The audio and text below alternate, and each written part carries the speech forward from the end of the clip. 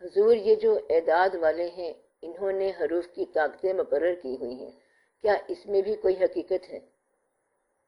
یہ جو علم ہے یہ علم غلط نہیں ہے، اس کا استعمال بہت سارے لوگ غلط کرتے ہیں، ورنہ یہ اس کی میتھمیٹیکل فارم ہے، ایک مکمل واقعہ ہے اس علم کا۔ علم کو غلط نہ کہو، یہ ریویلڈ علوم میں سے ہے۔ نجوم بھی ریویلڈ علوم میں سے ہے، بعض اوقات صرف مشاہدہ ہوتا ہے۔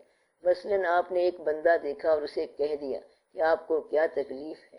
اب یہاں نہ عدد کام آیا، نہ ہاتھ اس نے دیکھا، نہ ایسٹرالوجی کا وقت پہچانا، نہ ذائچہ بنایا۔ یہ علم بھی عطا ہوتا ہے، بعض اوقات نگاہ کا علم ہوتا ہے، بعض اوقات غور کا علم ہوتا ہے، بعض اوقات ایک آدمی دوسرے آدمی کو دیکھتا ہے، اسے کچھ سمجھ نہیں آتی، کہتا ہے کہ معاف کرنا میں بھول گیا تھا۔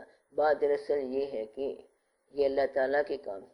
میں نے پہلے بھی آپ کو بتایا تھا کہ اللہ تعالیٰ چاہے تو پرندوں کو علوم سے نوازے۔ پرندے کئی دفعہ بات کرتے ہیں، مثلاً ہدہد نے کمال کر دی، بڑی بات کر دی، اور اللہ نے بعض اوقات چھوٹی چھوٹی چیزوں کو بھی صفات سے نواز دیا۔ بھیڑ کو اور شہد کی مکھی کو دیکھو، اس نے اپنا کام کرنا ہے، اس نے اپنا کام کرنا ہے۔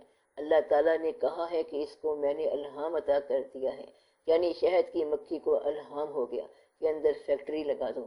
اس نے کیا کام کیا؟ شہد بنا دیا۔ آپ 1000 آرٹیفیشل شہد بناؤ، وہ نہیں بنے گا۔ یہ گلوکوز ہے اور یہ فرکٹوز ہے اور پتہ نہیں کیا کیا ہے۔ 1000 بار وہی چیزیں ملا دو مگر نہ وہ ذائقہ ہو سکتا ہے اور نہ وہ بات ہو سکتی ہے۔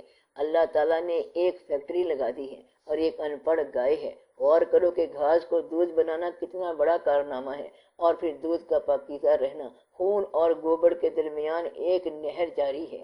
اللہ تعالیٰ نے کہا ہے کہ غور کرو تو تمہیں سمجھ آ جائے یہ بات ہے کیا۔